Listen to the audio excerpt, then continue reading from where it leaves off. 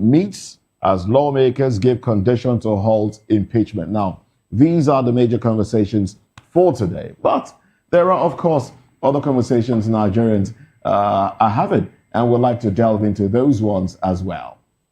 All right, good morning and thanks for joining us. I am Chukuma Okoro. Good morning. Thank you for joining us. My name is Jane Ogoye. First on our list today, 80 militants have surrendered arms in Cross River Amnesty Program. The Nigerian Army has confirmed the voluntary surrender of 80 militants in Cross River State under the state government's amnesty program. The militants from two separate camps surrendered on Friday, January 16, 2026, at Atimborie area of Akpabuyo local government area. The surrendered militants, led by Tangod Ebikontie, alias Ayiba Nwaga, and John Isaac, alias Akpokolo, handed over a cache of weapons and equipment, including AK-47 rifles, pump-action guns, and speedboats. The militants are currently undergoing profiling by the DSS at Mukasam Hotel in Calabar as part of the reintegration process. Brigadier General P.O. Aikemena, commander of 13th Brigade, described the surrender as a major confidence-building milestone, attributing it to sustained military operations, constructive engagement, and effective collaboration with the Cross River State government and other security agencies. The Nigerian Army also commended the Cross River State government for its proactive role in the successful execution of the amnesty program, emphasizing the importance of civil-military collaboration in addressing security challenges and promoting sustainable peace. So we've seen this happen a lot of times, and for me, I just feel it's one of those things. Remember the bandits that they recently reintegrated back into the society in the north that we talked about last week. I think it's just one of those things that the government actually does. Well, talking about what the government actually does, this came to me as a surprise because, I mean, I didn't even know that you had them there. In Cross River State, you know, in Cross River State, and I was like, where is this coming from? Because essentially, when we talk about militants, and so if you talk about the Niger Delta militants, are these people part of the Niger Delta militants? No, because what are they asking for? You know, what is their ground? I think this should be some kind of cult-related groups and all of that around the Calabar metropolis and all of that. If you ask me, the federal government is just being smart by half.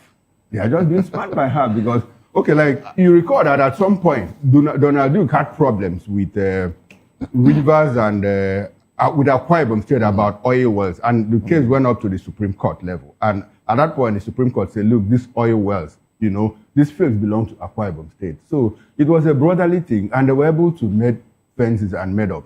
So the fact that they are coming to tell us that they have arrested, that the militants have surrendered. So what was their grasp? What were they agitating for and all of that? I align my thoughts with yours when you say the federal government is being smart by half, because when I saw this, I had the same feeling. Where did they come out from? Oh, well, I understand from the story that, you know, these are basically pirates. All right. They've been playing pirates on the high seas, hijacking vessels and the rest of them. But let's not forget, you know, there's money to be shared. There is a 115 billion naira in the out of 9 point something trillion naira in the Ministry of Budgets and Economic Planning or something. Yes, that has to do with, that goes into things like this, okay. You know,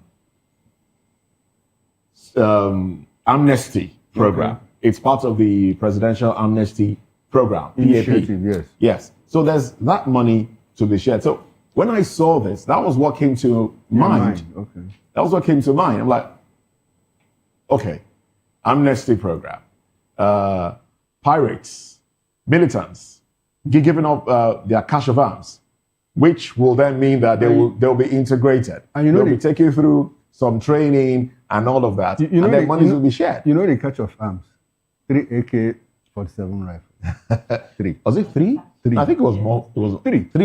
That's the. You know, that's the cache of arms and few other these things. Because I mean, this is not even enough for the bodyguard. How many of them again? About 30-something. About 30-something of them. This is not even had 3 AK-47. So they were sharing on what? Like I said, that this is not even enough for the bodyguard of Torij Bello. His bodyguard, not Torij himself. You know, so the whole thing smacks of some kind of insensitivity. But I think you hit the nail on the head. They are trying to share money, you know. And the people involved want to come up with the impression that, look, we are doing something.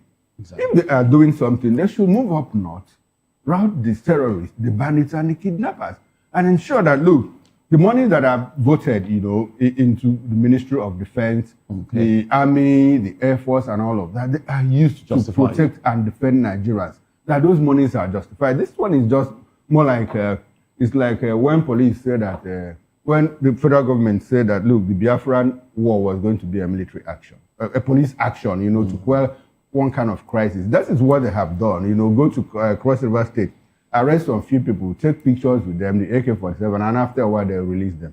That is what it is to me, unfortunately.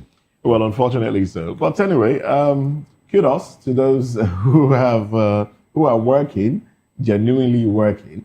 Let's get into another conversation now. We do have the deputy president. Now, this is the deputy president general of Ohanaeze Ndigbo, Okechukwu Isuguzoro.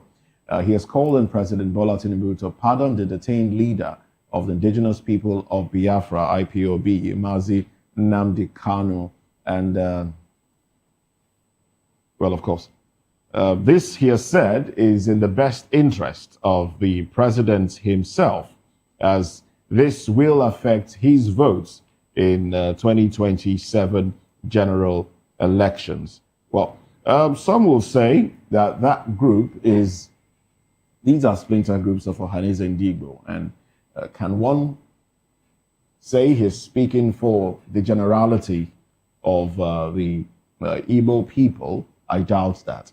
Well, saying that release or no release will affect the president's votes, well, that's something we have to wait to see, really. But of course, we've said it a million times that it would only take a political solution to free Mazi Nnamdi Kanu, and if this call for his release is, you know, in good light, that he be released, let off the hook. But tying it to the president's votes might, you know, cause a little bit of a ripple that may not go down well with, you know, those that support the president. But of course, the man should be released because we know that, I mean, he's just been persecuted. Yes, Nnamdi Kanu should be released. He's just been persecuted. But this coming from Isuguro doesn't make any difference because Isuguro himself, we know, have said very, very unprincipled things, very uncomplimentary things about the Igbo nation, you know, in recent times. But talking about the Igbo people voting for President Bola Ahmed Tinubu because he released Nnamdi Kanu, it's something that I cannot guarantee. I cannot guarantee that. You know, the Igbo people have they have a pattern of doing things. And if you go back from 1999 up until 2023, their voting pattern has always been the same.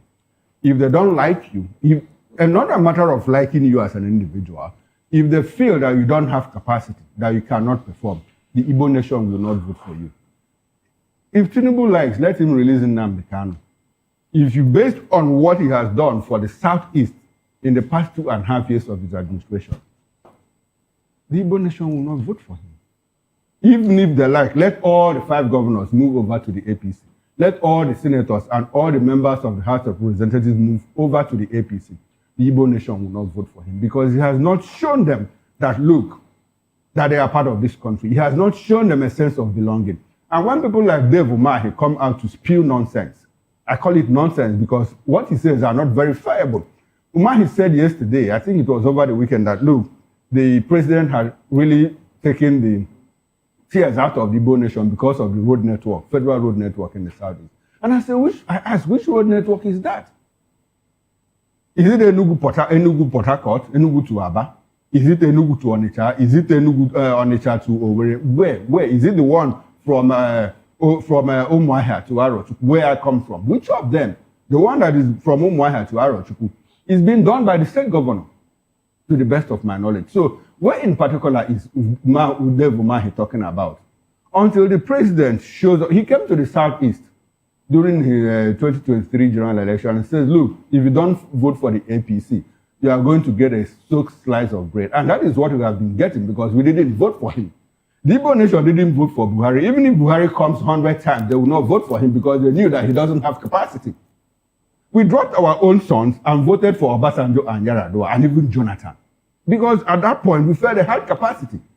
So that has been the voting pattern. If they like, let them spend all the money they have in propaganda and what.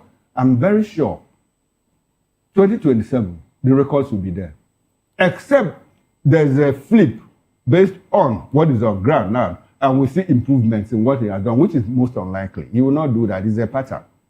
Unfortunately, that is what it is. So, but for Nnamdi Kanu to be released, it's something that must happen. It doesn't take an Isugu to say it. Even my son in the university knows that, look, Nnamdi Kanu should be released because if you put it on the altar of justice, I mean, the weight of balance tilts in favor of him being released. People that have done worse things that he did are walking free in this country. And I begin to ask, what is the color of justice?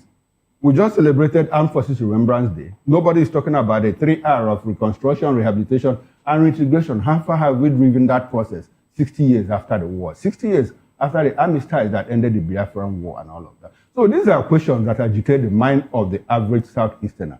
And until we get to a point where every Nigerian, whether you are Igbo, whether you are Hausa, whether you are Efik, whether you are Ibibio, whether you are whatever part of the country you come from, you feel the Nigerianness in you, we won't make progress. We won't make progress until every Nigerian feels, look, I am a Nigerian. That is the only time our unity in diversity can lead us ahead. Anyway, let's move away from that and talk about something that is quite interesting as Matawale's 9 sons and daughters to wed same day in Abuja.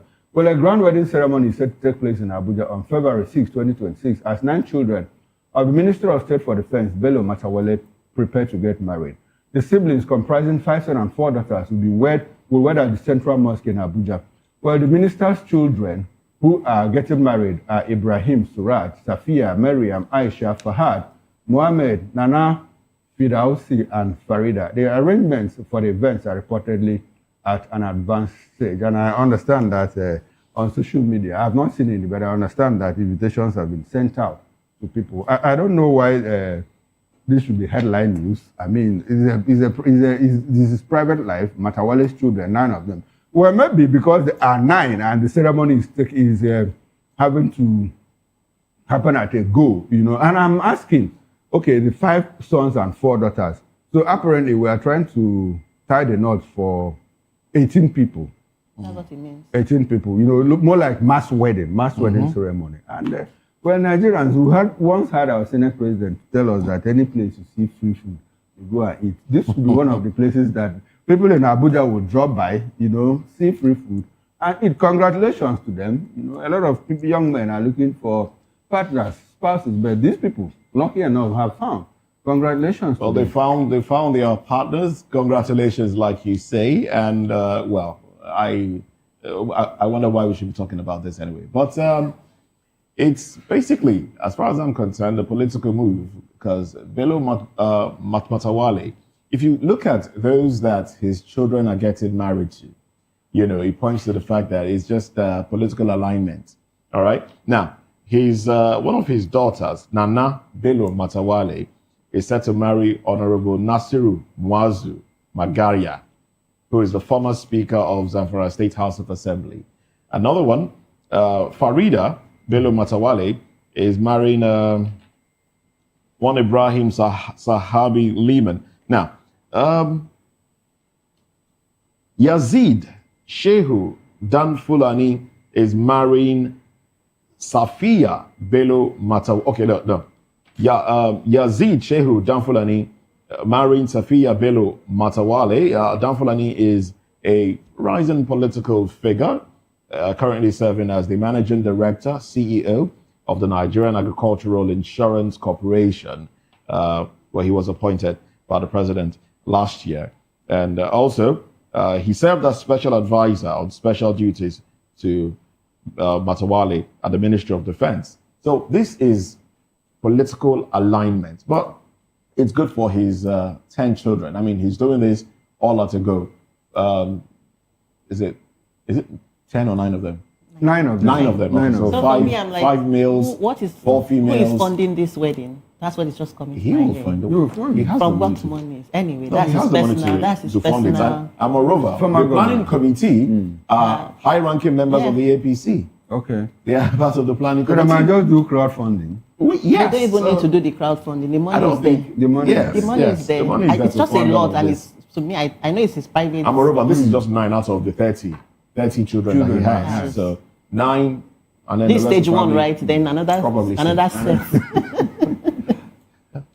Oh well, let's move away from those conversations now. Let's take you into. Let's go to the papers now. Let's look at what the papers have for us this morning. Chukwuma. I don't have the papers yet.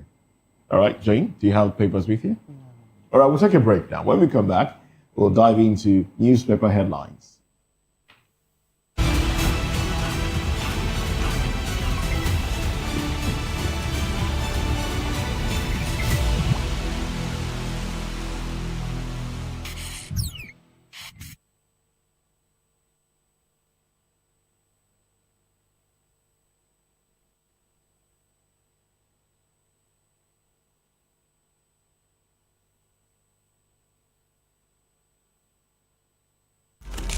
In a world where power shifts with every headline, In a nation full of questions, in a world filled with noise, the truth needs a voice. the policies that shapes our world, and the economy that determines our future. Every hour, every day, the grapevine keeps buzzing. And together, we are committed to telling the stories that shape our world because your voice is our focus. Don't forget, our voice matters the most. Let us come together and share our concerns.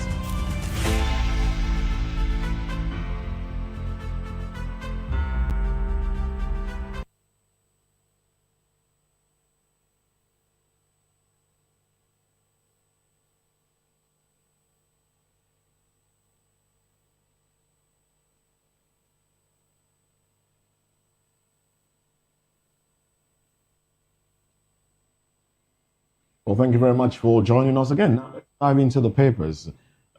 Going straight to the Vanguard newspaper, the big story, Rivers crisis. I'm still governor. Fubara regrets current political crisis in the state. You must protect Fubara, INC tells APC. Lawmakers threaten lawsuit against Rivers CJ. All right. And let's look at the window headlines. Alleged forgery in UK property case. FG files criminal charges against Ozakome. First Bank's growth driven by resilience, discipline. Alebiosu. Arco Group commends Dr. Henrietta Uku on global recognition by Marcus Who's Who. And also some more headlines here, still from the Vanguard newspaper. ADC to FG come clean on Nigeria-US health pact. Murder of 3 officers. NDLEA nabs drug lord after 12-year manhunt. And also, 52 suspects arrested in Ekwuma for looting, vandalism, IGP. 62.5% rise in electricity sector debt threatens FG's 1.2 trillion naira bond. FG bans mining within 10-kilometer radius of bridges nationwide. All right, so those are the headlines on the cover page of the Vanguard newspaper. And on the front page of the Punch newspaper, the big story is importers outpace Dangote with 62% supply in 2025. Federal government report shows high-stakes struggle for Nigeria's petrol market at 15% fuel import duty looms. Drama as Senegal beats Morocco to claim AFCON title. INC protests over Fubara's impeachment plot. Motorists talk as multiple collisions ground Lagos-Ibadan expressway. 2027, my re-election is unstoppable, Oti tells Orji Kalu. APC rolls out automatic tickets for defecting governors. Federal government allocates below 1% of 2026 budget to fight poverty. Cash rush, ATM withdrawals jump 198% to 36 trillion naira. 30 billion naira relief, or your cries politics as Makinde faces EFCC petition. APC rolls out automatic tickets for defecting governors. Oh, well, now let's quickly run through the Daily Sun newspaper. NBET to spend 598.5 billion naira on power reform programs. Ejogu Ezawu held consistency of the Sun Awards.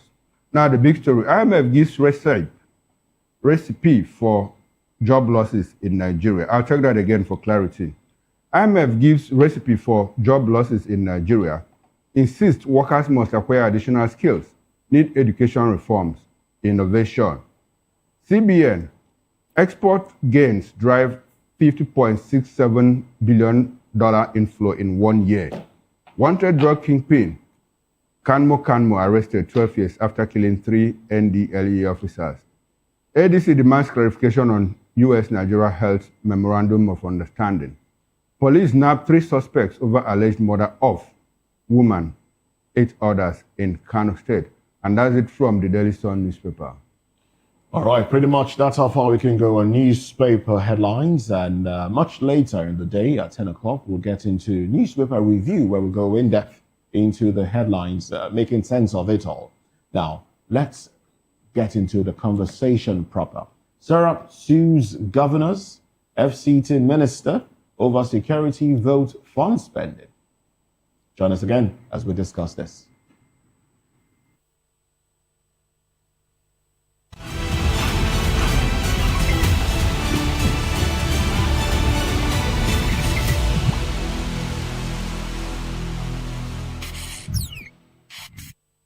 From the views on the street, we go to bed empty hunger, to the blaring horns of a hustling city, the loudest voices of the common man got a medium to be heard. This particular administration, they were coming unprepared. It's not a bad thing to renovate the president's lodge. Through top-notch programming, unbiased reportage of news, sports, business, entertainment, and cultural documentaries, Voice of the People 90.3 FM became a symbol for 21st century media. And now, a new baby is born. Voice of the People Television, VOP TV, youthful, full of vigor and penchant for excellence in the continent's media space, exposing the wrongs, applauding the rights, dissecting the news without fear or favor, through factual and accurate stories and contents. Corruption kills 3 things that makes a society.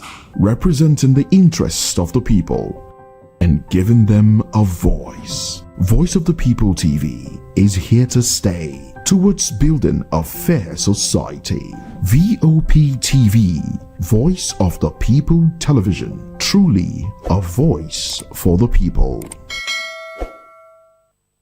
Voice of the People. You can hear me now. My name is Patrick Doyle, and I wish that you continue to echo the voices of the people. Big up VOP TV. My name is Ibefa Dokubo. Please keep watching VOP TV.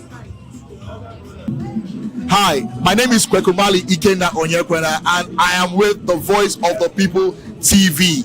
Now, if you're looking for the veritable channel for information, politics, robust discussions, you don't need to go far. VOP has you. VOP will always have you. Thank you. Hi, my name is Patrick Diabwa, aka Ibani Chuka, Amayanabo the Eagle King, and you are watching VOP TV. Stay with us. 2564 is coming up on Burning 9, right? 2564 Atlantic. What happens in the hush behind hangar doors? Who signs the papers that gamble with lives? Which truths were grounded before they even ever had wings? If you've ever buckled a seatbelt at 30,000 feet, if you've ever stared out of that tiny window and wondered who's really in control of the skies, it isn't just flight, it's power, it's politics, it's pressure sealed in steel. We're peeling back the clouds from runway risks to sky-high secrets. We're diving deep where most dare not to look. Aviation Scope, every Sunday at 7 p.m. only on Voice of the People TV. We don't just report, we reveal. We don't just ask, we uncover. Because when it comes to the skies, ignorance is turbulence. Aviation Scope, the sky isn't the limit, it's just the beginning. In a world where power shapes meet every headline. In a nation full of questions. In a world filled with noise, the truth needs a voice. The policies that shapes our world and the economy that determines our future. Every hour, every day, the grapevine keeps buzzing. And together, we are committed to telling the stories that shape our world because your voice is our focus. Don't forget, our voice matters the most. Let us come together and share our concerns.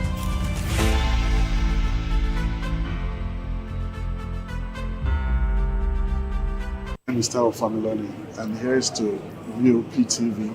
Keep watching, stay tuned, do not touch that dial. Arararara, my name is Made Kuti, and you're watching BOP TV. Keep watching. Welcome, my name is Ika Davis. Distinguished ladies and gentlemen.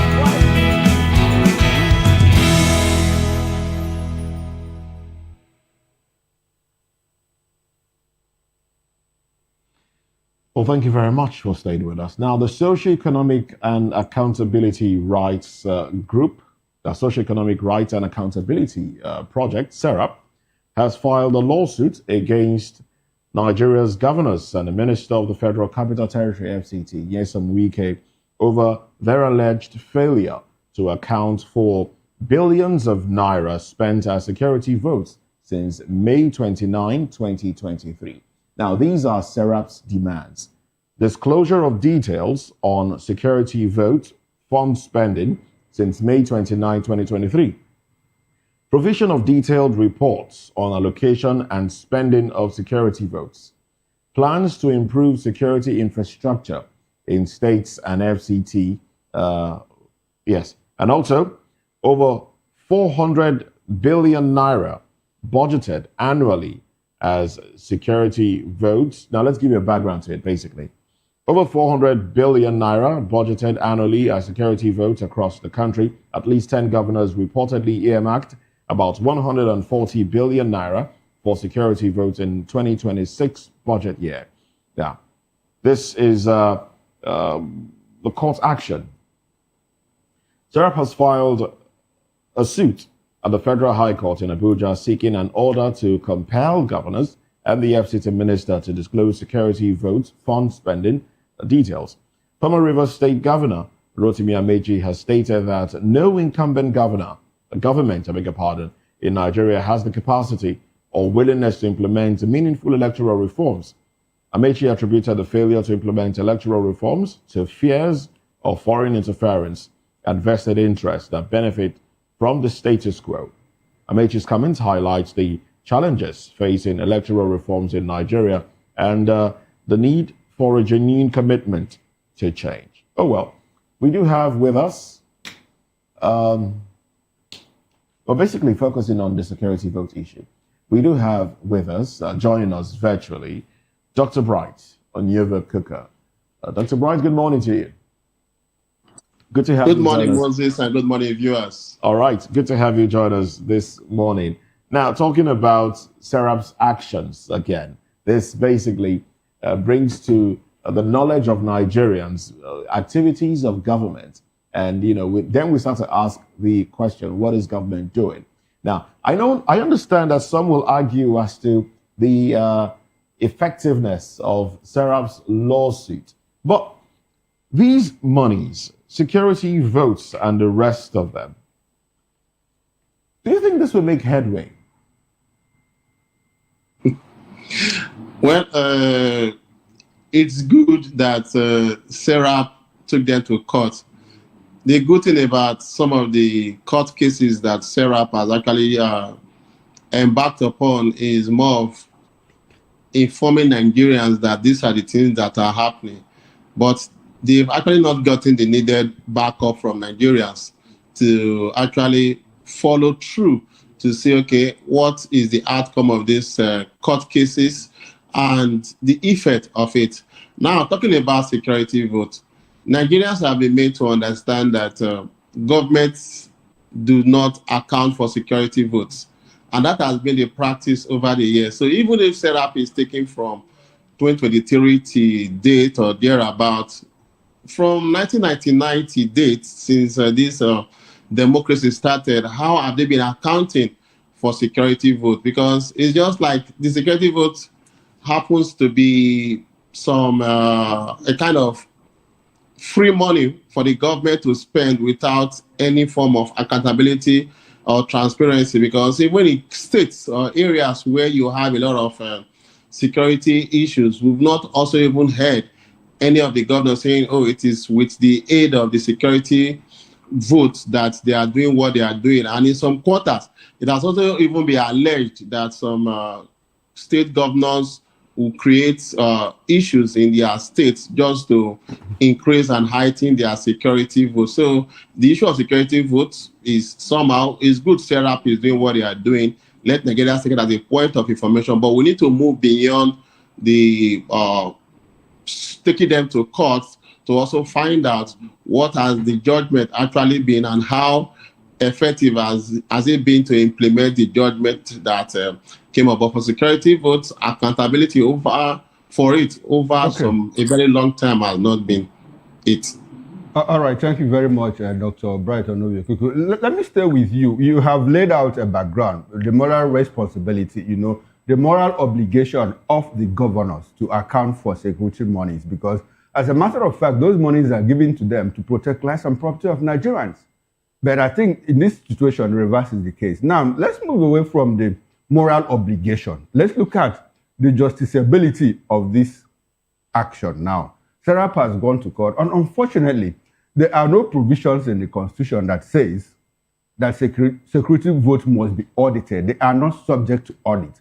And this is basically something that we inherited. It's a relic of the military that we inherited from the military, where governors, the military, thinking that there's a form of some kind of classification in intelligence surrounding security. I mean, if you give money to somebody to do a particular job, you don't have to reveal that information, so that you don't put that person's life at risk and all of that.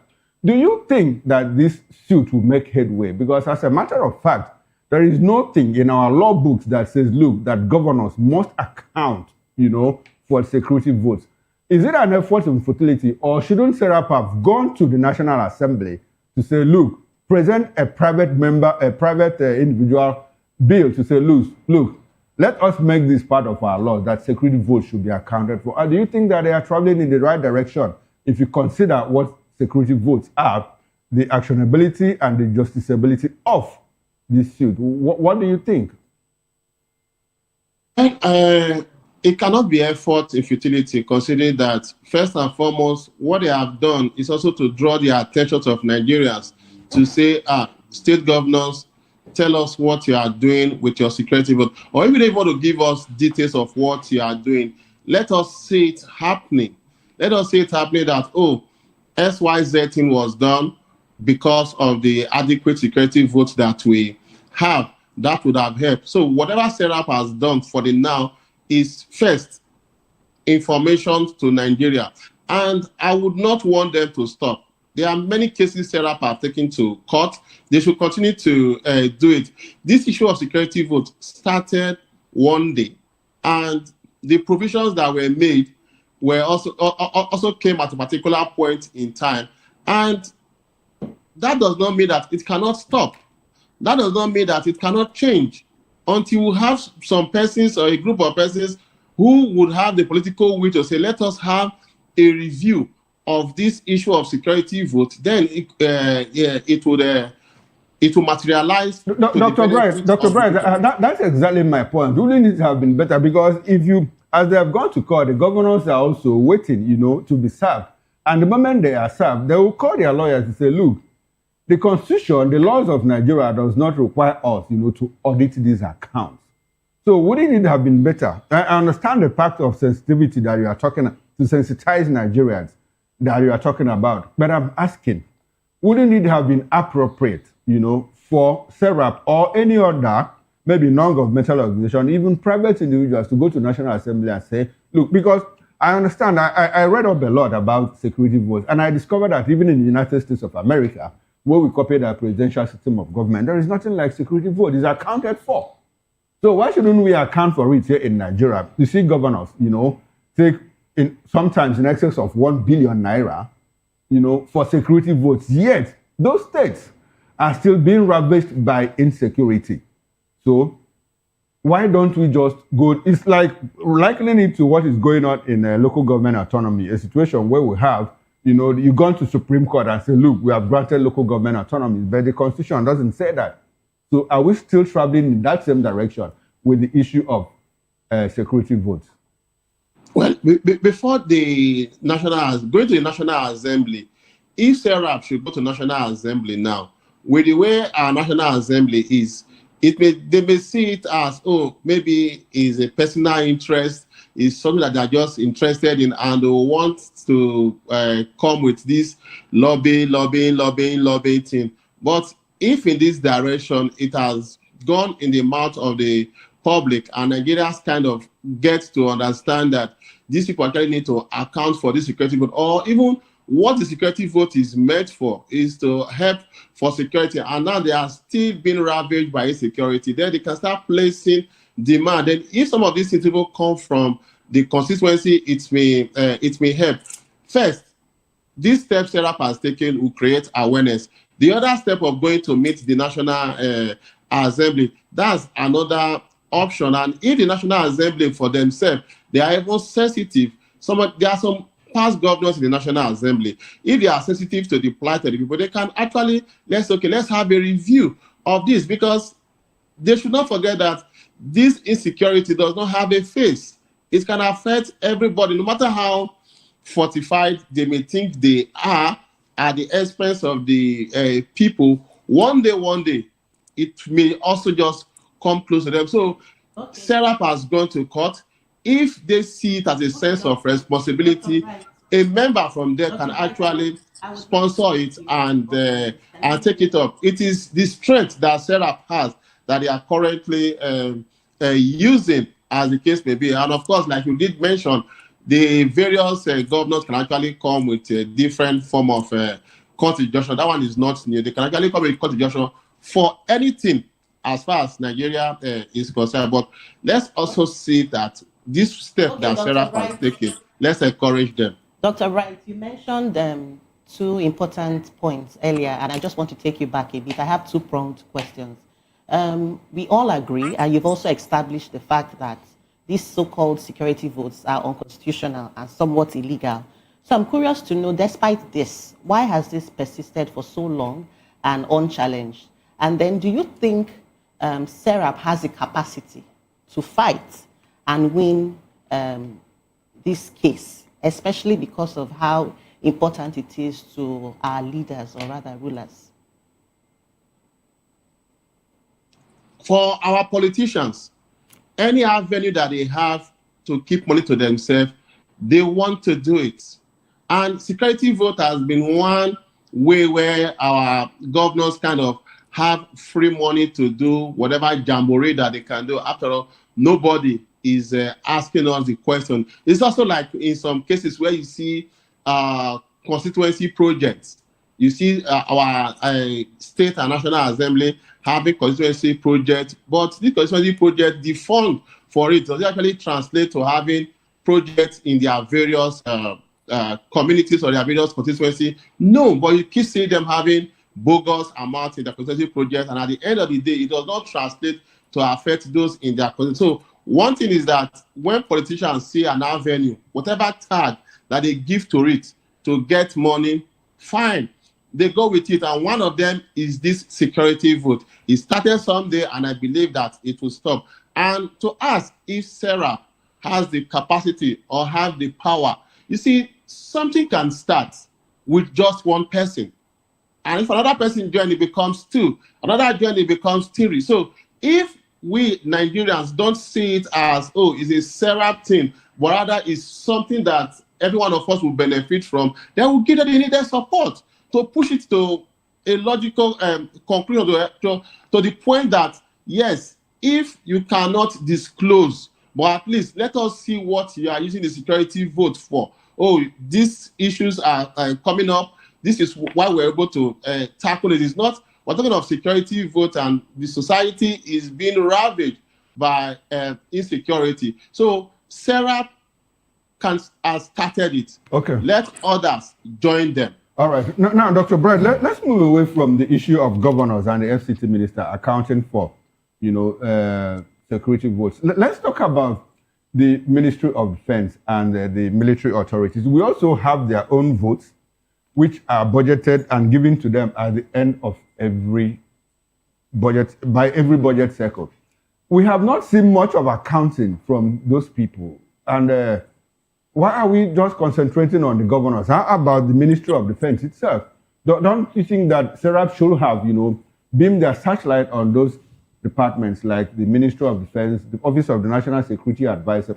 Because you understand that, I think this year alone, the 2025 budget was like the military or Ministry of Defense got like 3.7 trillion naira, And all of that, we have not heard anybody say, look, this is what the money was used for. Shouldn't we also hold those people accountable? Because now we are rolling into a new budget cycle. By now, I think we have been doing 3 budget cycles.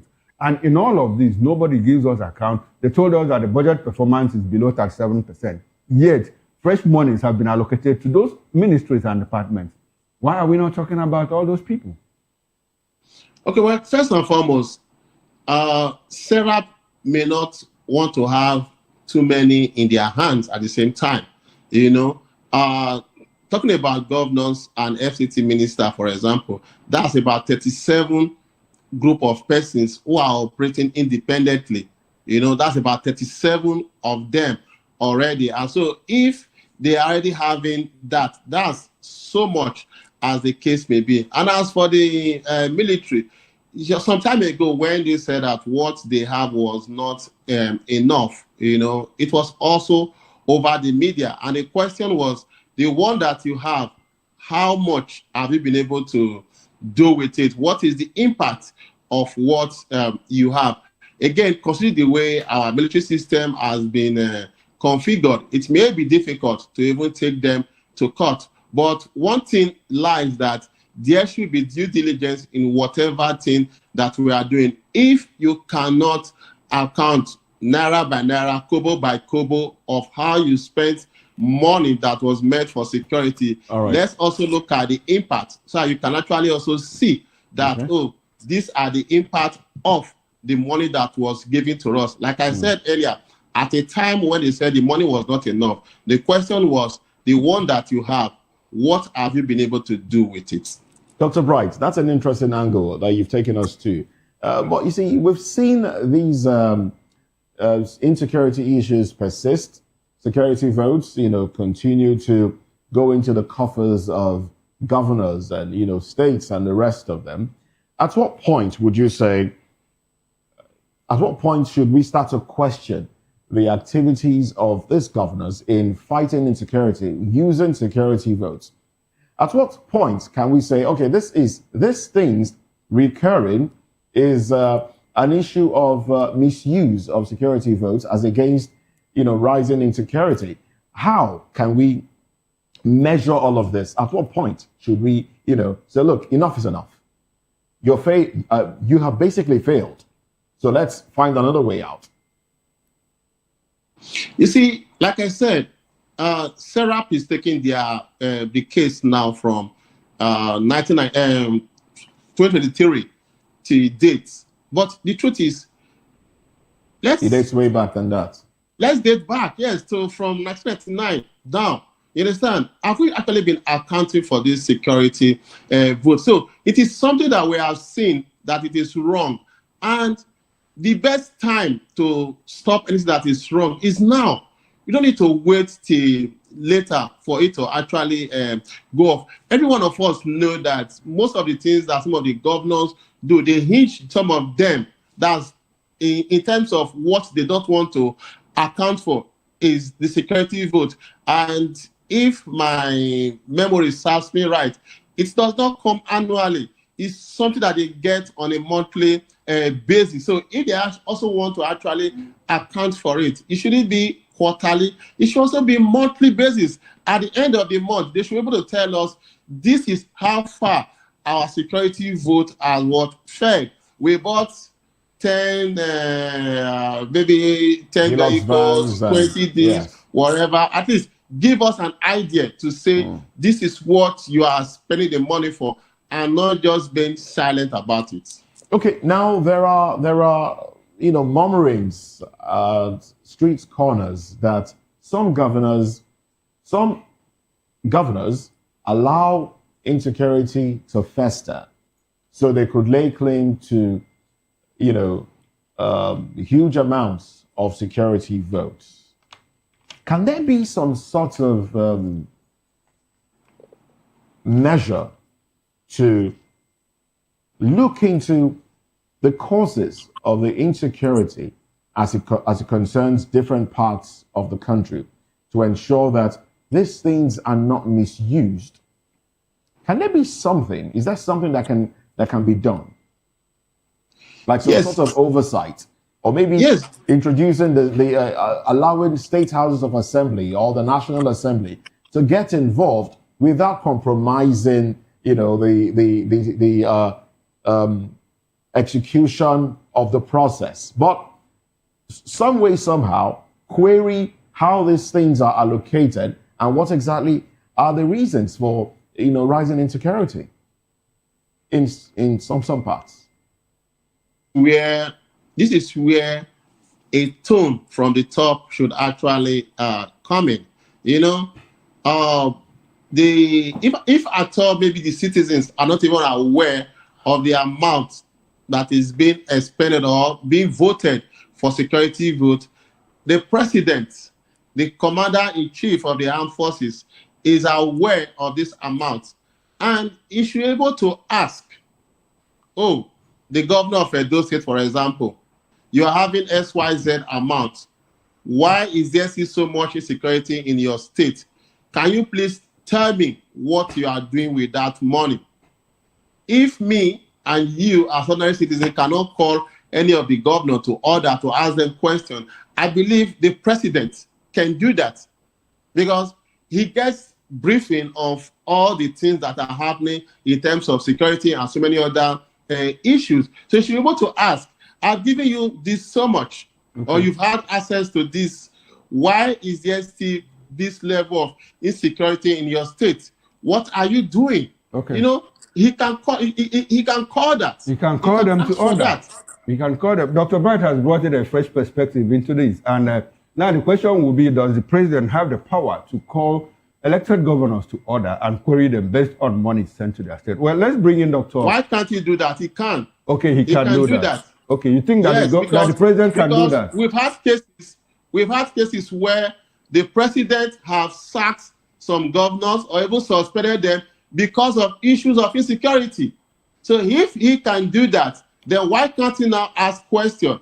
Because again, he is the president of the Federal Republic of Nigeria. Okay. And if there is so much tension in a part of the country, it will not be reported as that part of the country. It's going to be reported as a Nigeria issue. So he has the right to ask that basic question, that basic oversight question on what exactly are you doing with your security vote. Okay. All right. Thank you very much, Dr. Bright. Now, let's bring in Dr. Dayo Kayode, who is an aviation tech expert as well as a political affairs analyst. He has joined us. Good morning to you, Dr. Dayo Kayode, and thanks for joining us.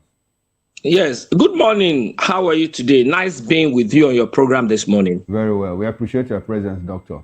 Now, I'm sure you have followed this conversation. SERAP has gone to court, against has sued the 36 state governors plus the FCT minister, Nyesom Wike, to court, saying they should come and account for the humongous amount of money they receive for security votes. Now, if you understand what security is all about, if you understand what intelligence is all about, do you think that governors should be asked to account for security votes? You see, thank you very much. And I want to first of all appreciate SERAP for all they have been doing, because most of their court cases, I as a person have been following and I've been thinking, how do we take this further away from what Serap has been doing. That is one. Two, I will want to put into perspective everything that Dr. Oseji too had been saying, because he had been saying the real thing. But I will come up with that missing link. No doubt about it that the governors, they have been collecting these security votes every month. And the question is, what have they been doing with it? Are you aware that of recent, as recent as about 18 months ago, the governors were being alleged to have been changing even this money into dollars. And it was also alleged that those are part of the things that made the exchange rate to even move up at that point. Secondly, are you also aware that some of these governors that are there, their godfathers are in the National Assembly? And to that extent, because they are also fettering their godfather's pocket from that money, the National Assembly will not be able to do anything as regards taking this issue to National Assembly. Again, are you also aware that there is no way the president himself will want to come into this issue? Because they themselves, the governors themselves, they know what is in between them and the presidency when vis-a-vis this same security vote. Again, talking about who and who can investigate them. Tell me, where is NFIU? Where is the EFCC? Where is the ICPC? Where are they today? Do they have that independence of thorough investigation on the looters of our economy? The missing link is this. The missing link is this. The missing link is this. Having said all this, Serap has been able to tell us, like this analogy, there are thieves stealing your property. I have seen them. See what they have taken away from your household. See what they have taken away from your household. It is not left for the occupant of that house to safeguard them from stealing. What do they do? Dr. K. By mounting security. Now the issue is this. What Dr. are the K. people doing? Dr. K. The whole thing. Yes. Dr. K. We want to go by, we like to go by the rules of the law. Now, I understand, I don't know the final points of the law, but I also do know that in our law books, if the law doesn't say if you break a camera, you'll be punished. If you break a camera, nothing will be done to you, right? Now, let's look at the situation where in our law books, we don't have a situation that says governors must account for security money. This action by Serap, is it justiciable? Is it actionable? Do you think that the courts will listen? Because the governors will just simply say, look, there is no law that says we must account for security votes. Is it dead on arrival? Is it a flight of fancy or what? Now, it is good for you talking about being justiciable or not being justiciable. Have you also forgotten that in a war situation, everything is fair? Because looting our money through security votes since 1999. Do you have evidence that, Dr. K, do you have the evidence that the monies are looted because they are not accounted for? Are you with me? It is not. I just asked you, the money is not accounted for, so how do you say that they are looted? We know, we are aware that they are being given security votes. And these security votes being given to them, we are still having a lot of insecurity situations in our nation, whereby people are being kidnapped, whereby we are being paid, where citizens are being made to pay all sort of money to kidnappers, to marauders, and all that. So that means that these monies are being diverted somewhere. Okay. And to that extent, like I said, in a war situation, everything is fair because it is not a war of the elite, the governors, the political leaders against the people. Okay. Now, the people now need to rise up. That is to say, just like I said in my New Year broadcast to Nigerians. We must change our apathy to anger on all situations. Now, Serap is telling you that look at this, look at how much money have been given out. What are they doing with it? The question now is, the people that are now having the information, what are they doing? Now, Dr. K, we are almost out of time for this topic. I asked you a question directly. Now, my question is now, since we don't have it in our law books, do you think that the case will make headway? Number two, given the nature of intelligence gathering, given the nature of security, classified information, and all of that, do you think that governors should, as a matter of fact, audit security votes, subject them to audit? Let me give you an instance. I was in a place where we had two governors, 7 governors, and the issue of security votes came up. And I asked, Governor, why don't you people account for this money, security votes? Now the governor asked me, do you expect me to tell you in my expenses, my expenditure headings, that I paid a kidnapper money? I got stuck. Now, if you go up north, we have information that some governors have been paying bandits or paying levies for their communities and all of that. Now, do you expect the governor to put in the expenditure heading, I used 5 million naira to pay ransom for a kidnapped person. I used 10 million naira to pay levy, so that my people could go to farm. Since we are unable to stop these guys militarily, what's your reaction to this scenario that I've painted? Yes, 2 questions you have asked now. The first one, whether we can win the case in the court. It is not advisable sometimes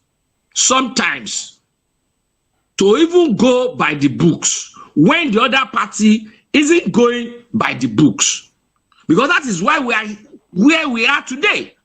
You'll be asking some people to go. I mean, don't we have, is the law not made for everybody? When some people can say the law is not made for them, then why are the other people now going by the books? Why are Nigerians not going to the court with Sarah and occupy the court and ensure that the right thing is being done? The court can make pronouncements. The court can make pronouncements that look at this, look at this, look at that. Instead of saying something is not justiciable, must we now continue? Must we now continue to now be using security votes to be digging into our commonwealth that is supposed to be for development? All right. The second one, saying that government cannot say I pay this one as ransom. Is that money meant to be paid? To be paid as ransom? No.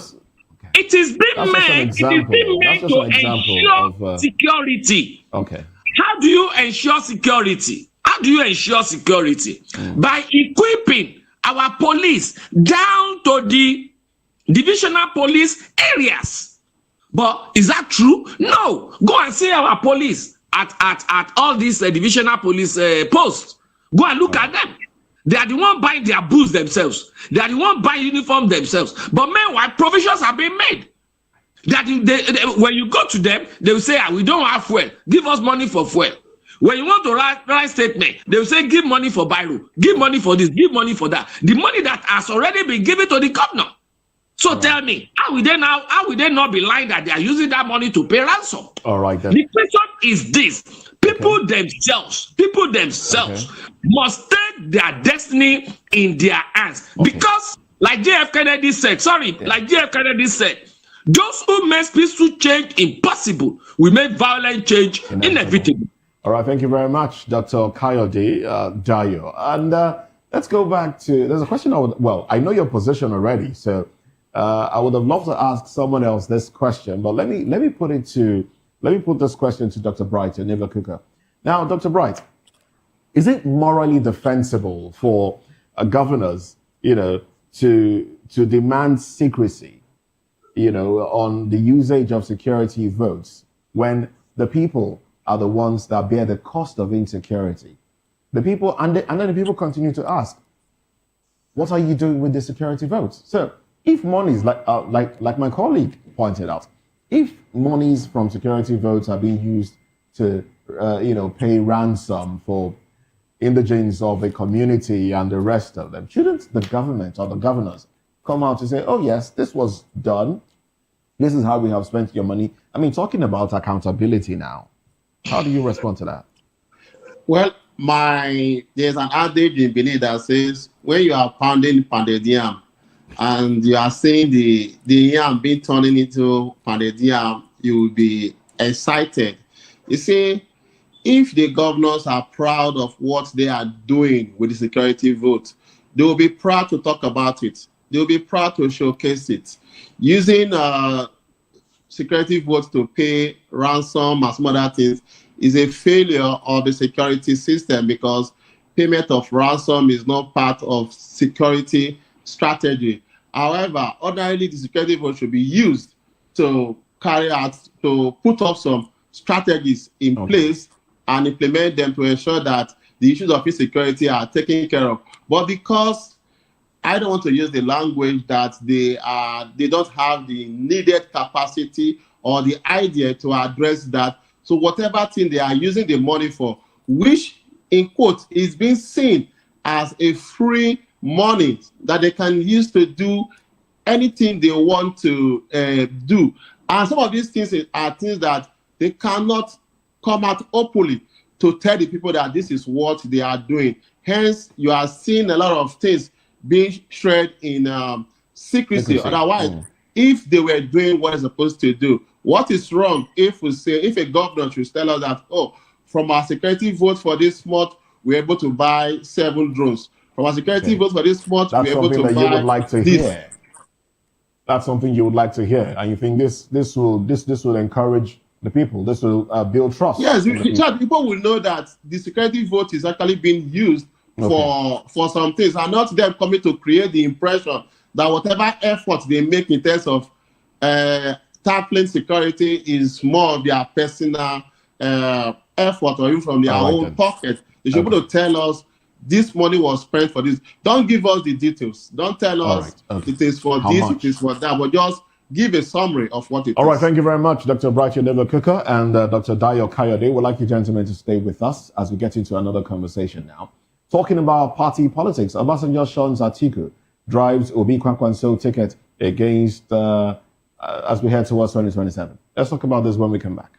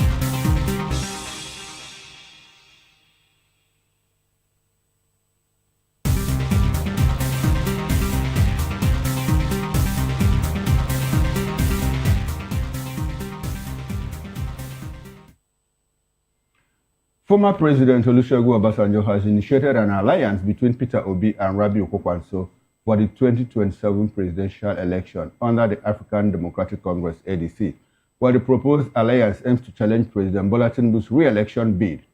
Obasanjo reportedly blessed Obi's defection to the ADC and asked him to work with Kwaso to secure the party's presidential and vice presidential tickets. A committee has been set up to actualize the joint ticket, while according to reports, Obasanjo has been connecting Obi with Northern Power brokers to ensure the alliance's success. The committee, established about a month ago, includes representatives from both camps and is tasked with galvanizing grassroots and elite support within the ADC. Obi had pledged to serve only one term if elected president, paving way for Kwaso's willingness to serve as vice presidential candidate. Supporters of Peter Obi are pushing for the party's presidential ticket to be zoned to the south, arguing it will be the easiest and most reliable path to defeating President Bola Tinubu. Well, former Vice President Atiku Abubakar's spokesperson said Atiku is not threatened by the move, adding that the former vice president desires a better Nigeria and welcomes alliances. We still have our gentlemen with us from our Benin House Station, Dr. Bright Onovia-Kuku and Dr. Dayo Kayode, who joined us virtually. Gentlemen, thanks for staying with us. Let me come to you, Dr. Kayode. You are an active politician, political affairs analyst. Now, what do you make of the Obi-Kwa Kwaso ticket? Is it something that, in all the political calculations, permutations that anybody might make ahead of 2027, is it a possibility it could happen? Now, I would like for you to factor that former President Obasanjo is the one driving it at the moment. Is there a possibility? Do you see it feasible? Yes, thank you very much. You see, two reactions I made to this when it started. Number one, is Baba Obasanjo really working towards the emancipation of the people in this country? Bearing in mind that he was privy to what happened during the last election.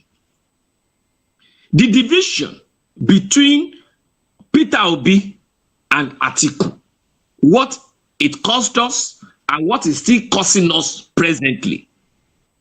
So does that mean that perhaps Baba Obasanjo is tacitly working for this present government? That is number one. Number two, what exactly is the problem? What exactly is the problem with Atiku's presidency regarding Baba Obasanjo? What exactly is the problem? Why is Baba Obasanjo not sitting down as a real elder statesman and allow people to decide on their own what happens within the political atmosphere of Nigeria? Why are you taking some people around against others? Baba Obasanjo should sit down and watch how things play out. Now, the opposition have decided on their own to come together as one, shelving their personal ambition, and they have agreed to allow a level playing ground primaries within the party. Now, for Baba Obasanjo to be taking Peter Obi and Kwaso around, does that showcase a level playing ground? When somebody of that stature have now decided to throw his weight behind someone, is that how an elder statesman should behave? Well, Dr. K, some Nigerians will tell you that Obasanjo is an individual, he's a private citizen, and he's entitled to his political choices and all of that. You said something about an Atiku president and what happened in 2023. Let's go back to 2019 when Obi and Atiku ran on the same ticket. What happened? But we are all witnesses. We are all witnesses to what happened in 2019. We are all witnesses. Witnesses to what exactly? As regard the hidden factors or within that defeat of Peter Atiku and Peter Obi, we are all witnesses. Okay, I don't know the factors. I don't know if you could tell us the factors that you are making reference to. That would be good. And I'd like to ask you, who really won that election? Who really won that election? Who really won that election? No, you tell us. If you know, tell us who did. Was it true? Was it true that Buhari really defeated Atiku Obi ticket? Is it real? Even look at last election. What we are having today, is that what we are supposed to have? Look at the pronouncement of the Supreme Court. Dr. K. Last Dr. election. K, those factors that impeded 2029, how much of that has changed? 2019. In 2019, how much of that, those factors, how much of those factors have changed between then and now that makes you think that, look, an Atiku and Obi ticket is able, to overcome and upset, the system as presently constituted? Yes. The only thing that has changed has to do with awareness of the people. Awareness and readiness of a larger percentage of the people now than then.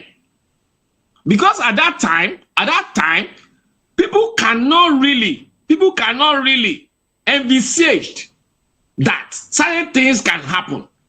Just like nobody ever thought that the joker INEC will use has to do with glitch. Nobody ever thought of it.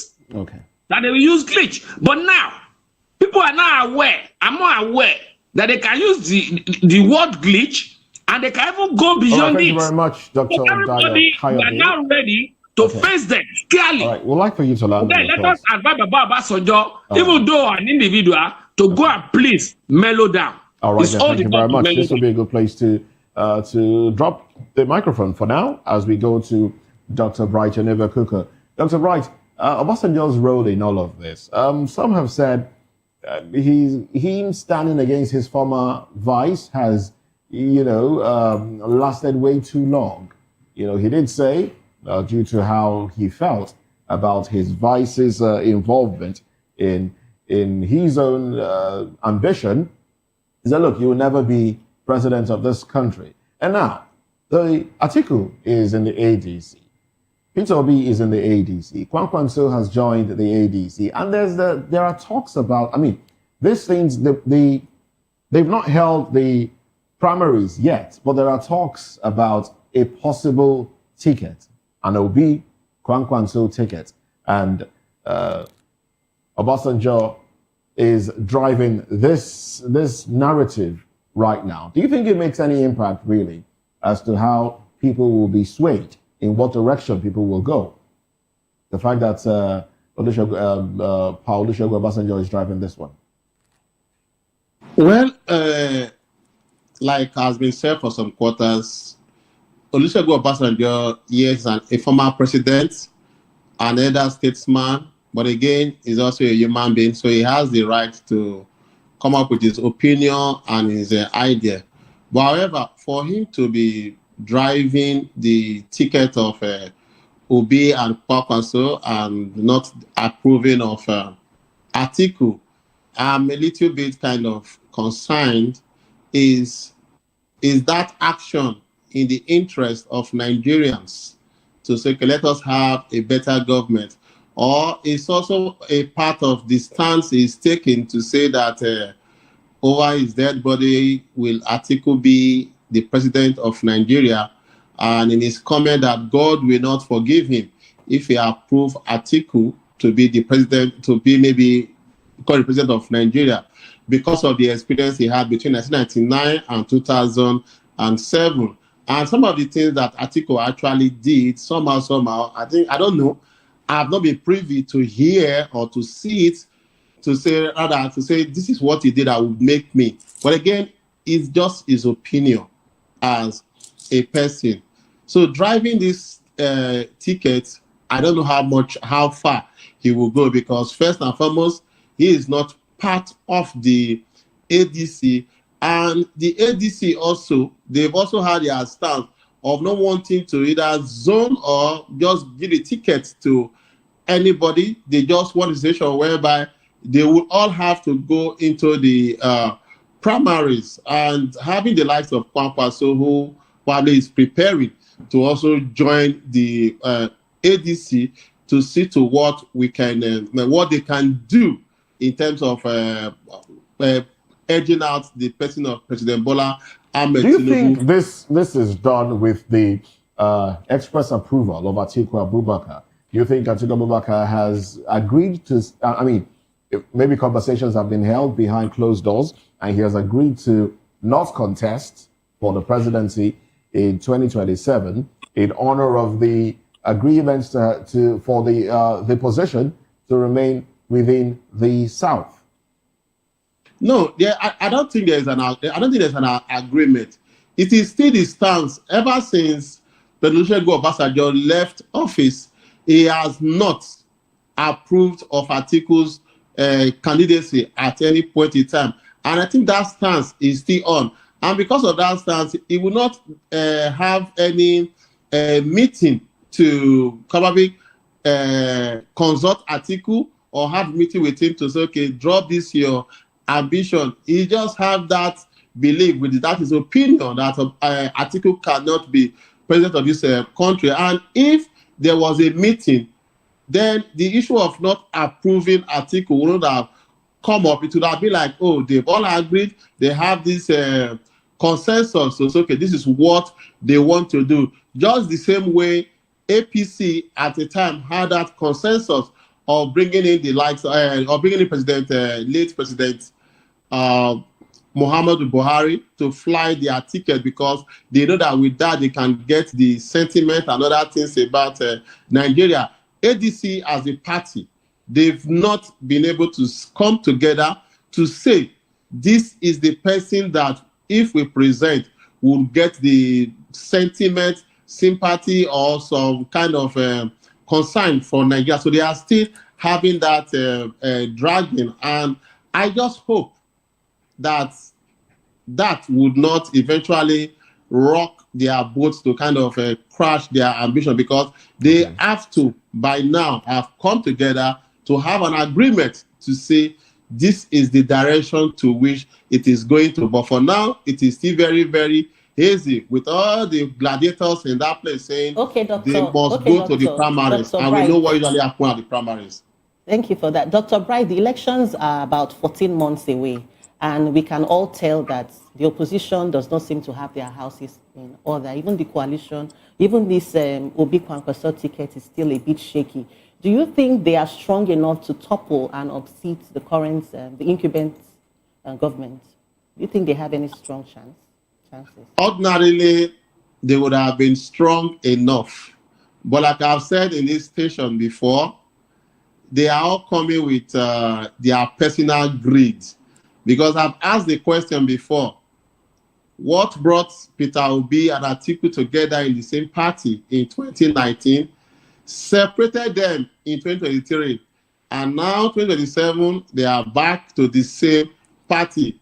Are they fighting for the interest of Nigerians, or they are fighting for their interest? However, ADC has the power.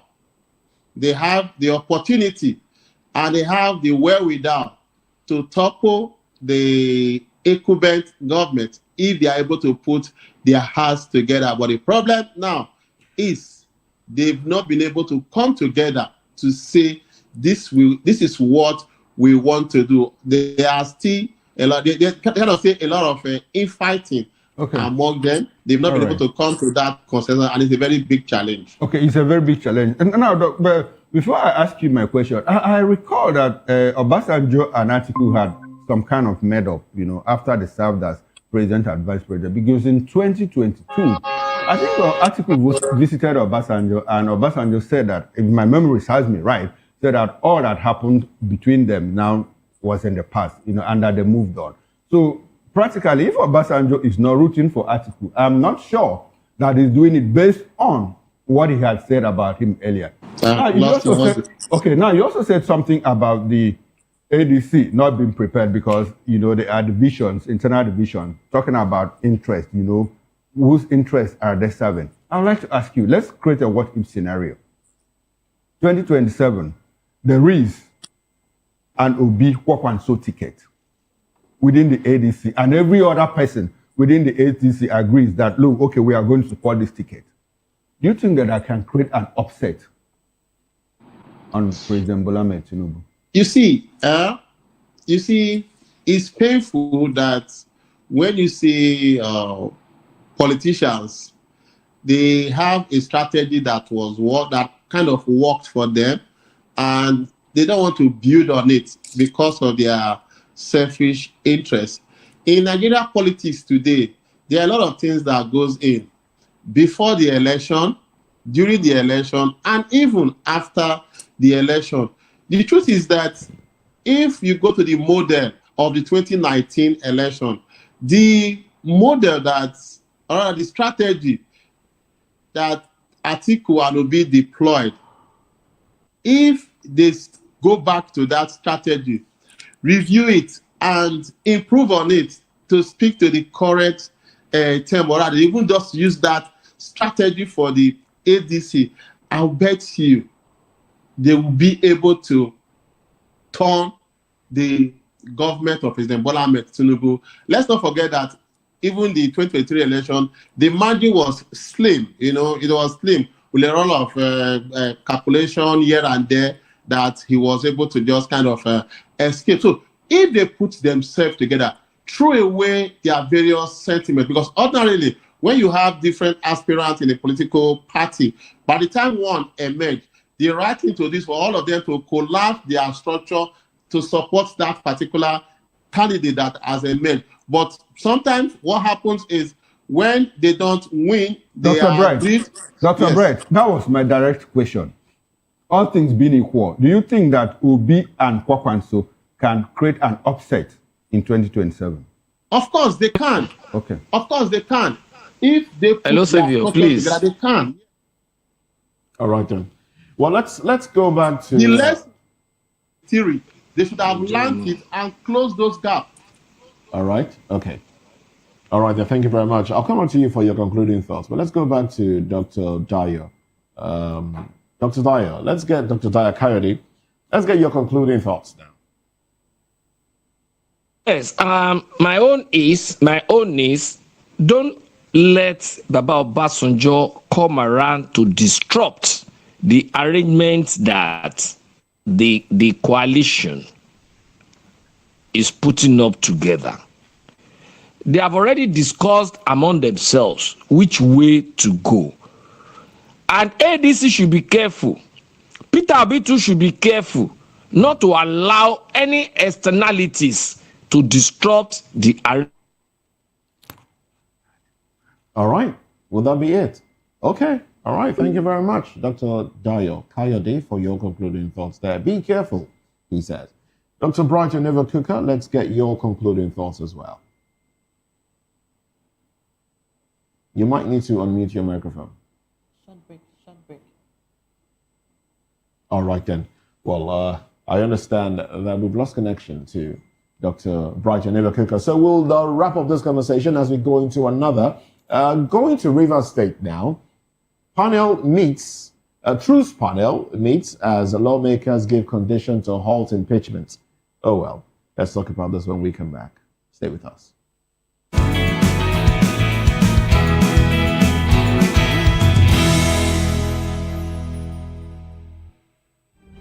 In a world where power shifts with every headlines, news breaks and events happens, we bring you unbiased and explicit information on politics, economy, and state of the nation. We break down the chaos. Facts, not fluff. Truth, not spin. We discuss not just politics, but a glimpse into the future. Voice of the People Television, Now you have more than a voice.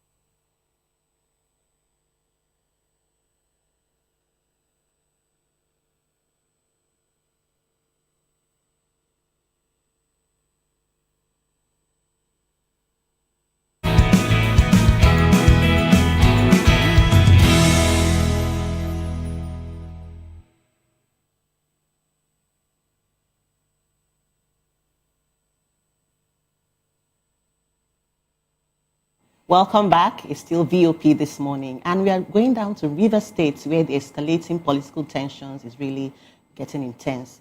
The impeachment threat on Governor Fubara and his deputy, Professor Ngozi Odu, may soon be doused as two warring camps appear poised to sheath their swords. The minister of the FCT, Nyesom Wike, and his estranged godson, Fubara, have shown a considerable sign of backing down after meeting with the Peace and Reconciliation Committee set up by the Pan-Niger Delta Elders Forum, PANDEF. The 7-man peace committee, led by Chief Kanu Agabi San, met with Wike in Abuja, and Fubara in Port Harcourt also met with elders and leaders from both camps.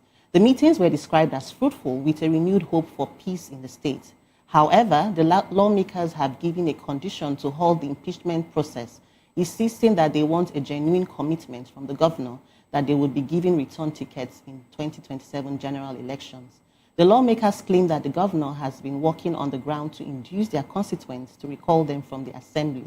The APC has also urged the state chief judge, Justice Simeon Amadi, to obey the ruling of the state high court, which issued an order restraining him from receiving any correspondence from the Speaker of the State Assembly on the bid to impeach Fubara and Odu. The APC described the impeachment process as a needless legislative overreach and called on the national leadership of the party to immediately activate internal mechanisms to save the party from an embarrassing situation. Well, so we still have from our Benin studios, Dr. Bright, and I would like to take you on here. What do you think about this? Because I'm really worried that at the receiving end of all of this crisis in River State are the people. And you find out that the House of Assembly members have spent a larger time in office, trying to meddle into these affairs, and they've really not they've not sponsored any major bill that has affected the lives of the citizens, of residents of River State. So what's your take on this? Do you think, don't you think that this is something that is appalling and has to be put to a stop at this point? Dr. Bright, over to you.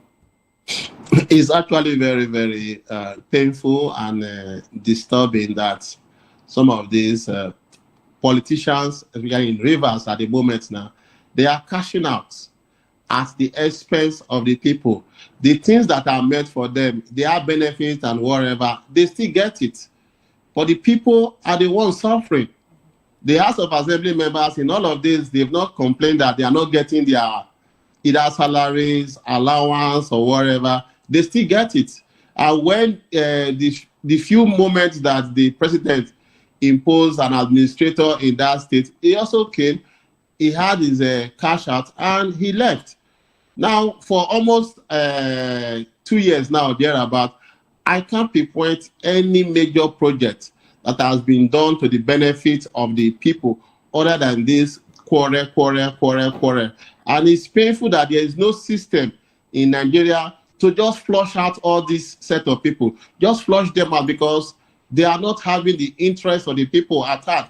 This is democracy. It's a government for the people, by the people, and, you know, all around the people. Not a government for a selected few individuals who bring their own personal crisis to stall everything that is meant for the state. Initially, it was Fubara versus Wike, whatever thing they were dragging, we don't know. And now other persons have inherited the crisis. Whatever thing they are doing is not governance. Like rightly said, the people are suffering.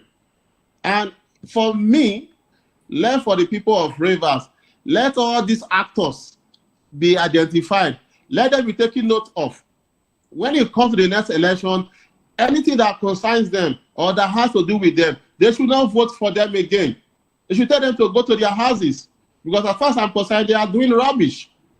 They have their own interests, their own things, their money, whatever thing they are getting is still coming up as it is. But the little that they want to do for the people is what they are using their crisis to disturb. So it's actually very, very disturbing, appalling. And as far as I'm concerned, it's a disappointment from the political class in Rivers State. All right, then. Thank you very much, Dr. Brighton Kuka. Well, let's bring into the conversation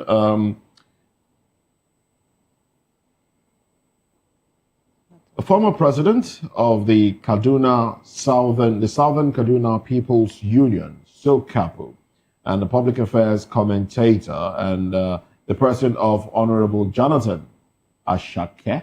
Good morning to you.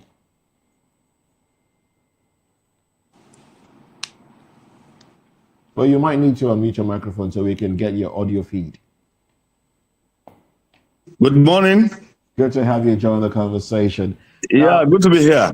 All right, so now let's go to Rivers State. You see, the everything that's been happening in Rivers State, first it was the 26 lawmakers saying, look, we will impeach the governor, and then two sidestepped, another two sidestepped, and later the four that had sidestepped joined the fray again, and now they're saying, look, let's have a truce.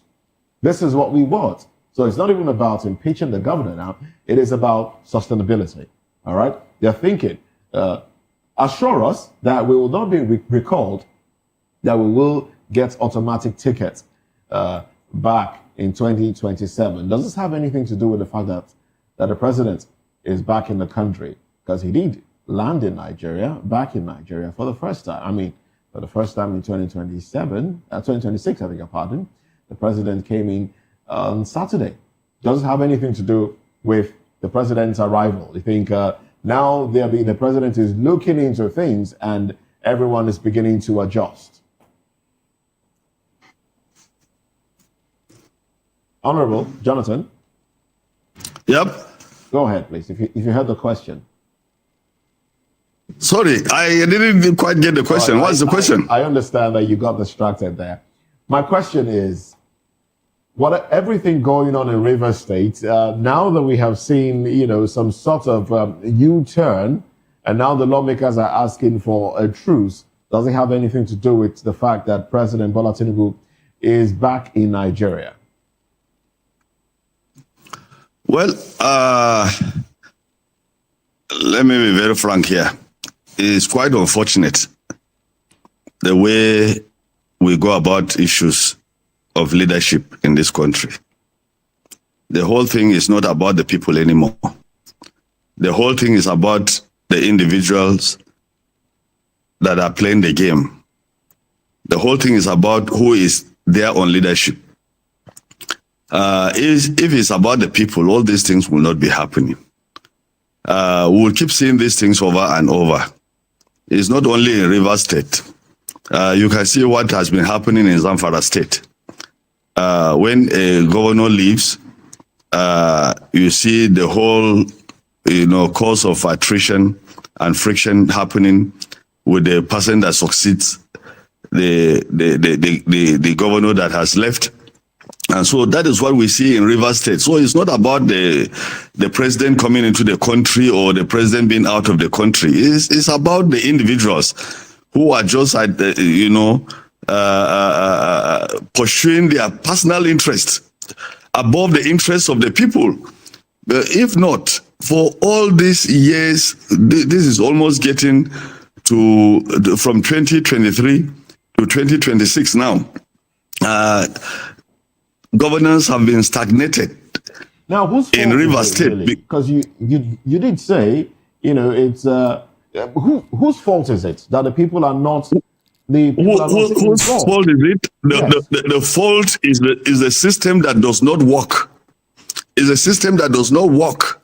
Because if we have a system that works, then we will have an INEC that will truly represent the wish of the people. When the people go to vote, and when they finish voting, then who they voted for is announced as the winner.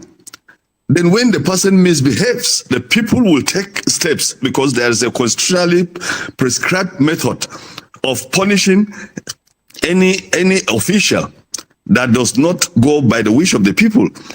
But when you vote and you see a different result, or when someone else sits down, like Wike prides himself as having brought Fubara personally as governor, not the people, then that is where we have a problem. So he is now looking at it that if Fubara wants to work for the people, no, you have to work for me because I brought you there. That is the fault of the system. The same thing we have even at the national stage. The people voted for Peter Obi, for instance, and the result came out differently. So what you see is what you get. So the truth about it is that we cannot blame anybody. We have to adjust the system. That is why I agree with this man, Peter for Nigeria, who has been campaigning that INEC must be reformed and the votes of the people must count. As long as the votes of the people does not count, we will continue to have this thing replicated over and over. Every session, every generation will continue to have this. So that is why I'm an advocate of that INEC must be reformed and the votes of the people must count so that we have leaders that we can hold accountable. Not that they will be held accountable by one individual. So Wike is the one that is holding Fubara accountable. It does not happen like that. Matawali is the one that is trying to hold Dauda Lawal in Zamfara State accountable. That should not happen. So that is why we are. All right then. Dr. Brighton Cooker, this thing about governors, the leadership, basically sidelining the people, going through state institution and, usurping authority, as it were. Some have said it's an African thing, even though we see some countries in Africa, do things differently. Elections in Ghana has been different, where the people say, look, what they call break the 8. All right, if you've done about 8 years, they try to get somebody else, and the people go out to vote. And then we saw how that happened in Ghana in the last election. But we have places like Uganda, where elections were held recently, and Yoweri Museveni, who's been there, he's basically done 40 years, and now he won elections again. And we saw what led to, the build-up to the elections. Internet was shut down, opposition were arrested, and a lot of them, the major opposition person in Uganda basically escaped from, being arrested, but his wife and children were under house arrest. I'm talking about Bobby Wine. His wife and children were under house arrest, and he went into hiding just as the elections were going on. And we have our own problem here in Nigeria, and we're blaming it on INEC. But should we be blaming this on INEC? Or is there something that the people can do differently? Or should there be some sort of rejigging of the system entirely to ensure that we get free and credible, fairly conducted elections in Nigeria? Well, the problem of Nigeria is very, very complex in the sense that people are so much concerned about their interest instead of being objective. That is why you see an issue that will happen, 10 persons will speak against that issue. You also get 10 persons that will speak for that issue. So it becomes complex. If you are watching from outside, you begin to wonder who is actually saying the truth. And funny enough, these people who will be speaking for and against are from the same area, the same constituency, who are affected by the same thing. And you begin to ask yourself, what is actually happening? The truth is this. Yes, it's an African thing. It may also be an African thing, because like I said, it will be difficult for Nigeria to have a governor or a president ruling for over 10 years. It will be difficult. I think the highest we had was 12 years, and I know that will never ever repeat itself again. So that's one thing that is peculiar to us.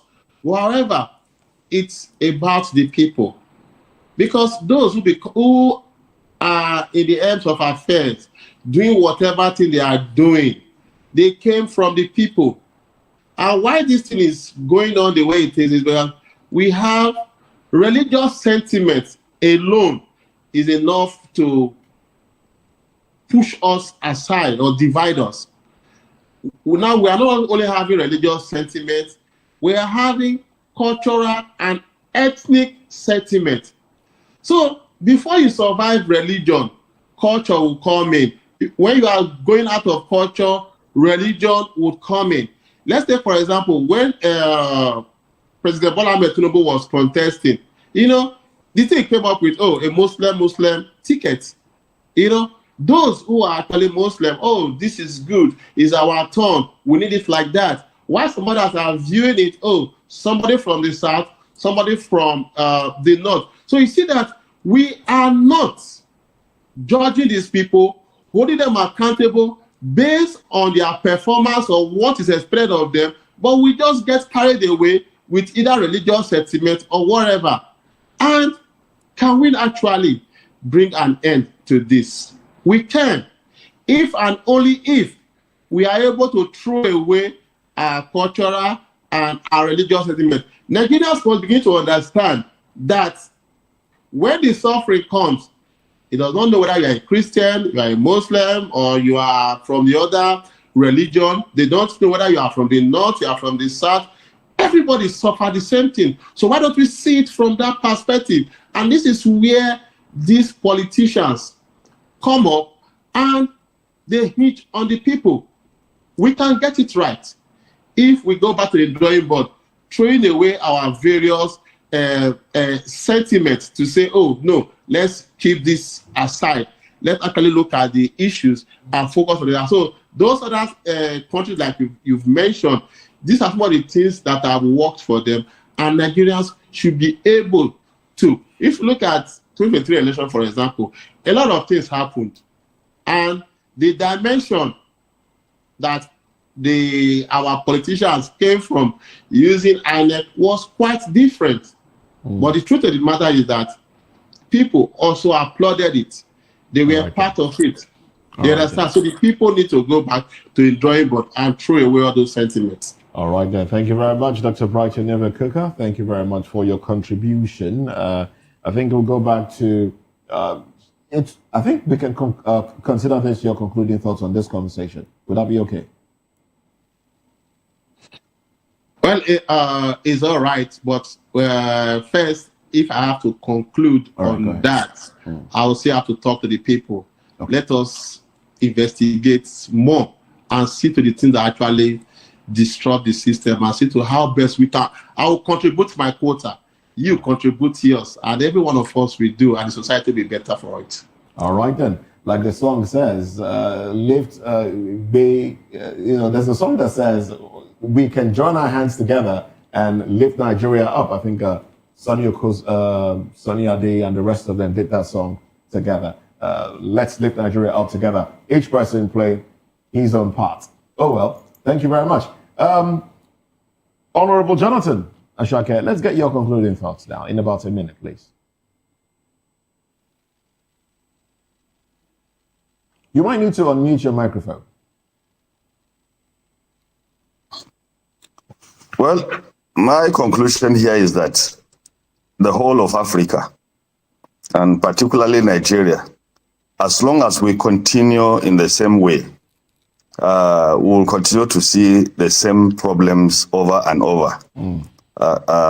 It may be Goodluck Jonathan's era, it may be Yaradua, it may be Buhari or Tinubu.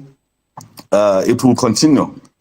As long as we are not ready to reform the system, as long as the people are not ready to rise up, each time we get leadership in place, then we become sycophants. Everybody becomes sycophant. And the sycophancy comes as a result of, corruption. Everybody wants to get rich without following due process. So as long as the system is so crooked and we're not ready to make reforms, the people are not ready, everybody wants to get there without following due process, we will continue to be there every dispensation. So the system must be reformed. INEC must be reformed. Our security, the police must be reformed. The judiciary must be reformed so that the system will work. That is all that we need in Africa. The people must have the final say. The people must have. That's my take.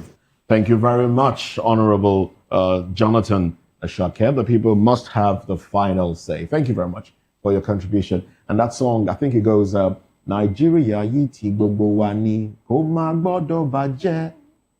Torí kò sí ibòmíràn tí a lè lọ, àjò lè dàbí ilé, ẹ jẹ́ ká sowọ́pọ̀, ká fìmọ̀ ṣọ̀kan, gbé, kémi gbé. Basically, Nigeria is our own country. We should put our hands together and lift it together. Each person lifting his own side. Well, that's it on the show today. I am Moses Humphrey. Join us again at 10 for newspaper review. I am Chukwumokoro. See you again on top of the hour, 10 o'clock. And I'm Jane Ogoye. Thank you for joining us. See you at 10.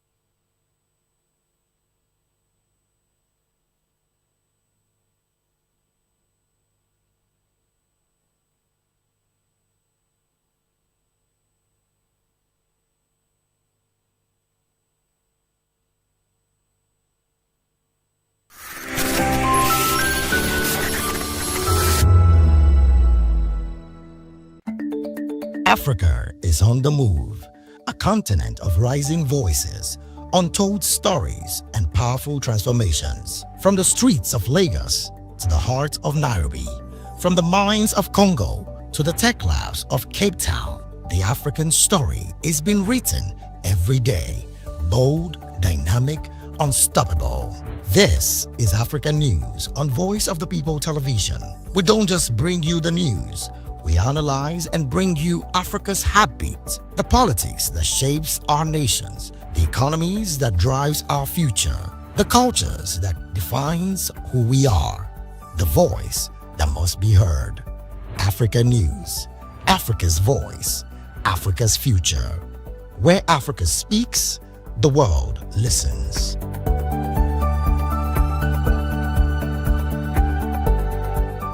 Voice of the people. You can hear me now. My name is Patrick Doyle, and I wish that you continue to echo the voices of the people. Big up VOP TV. My name is Ibifa Dokubo.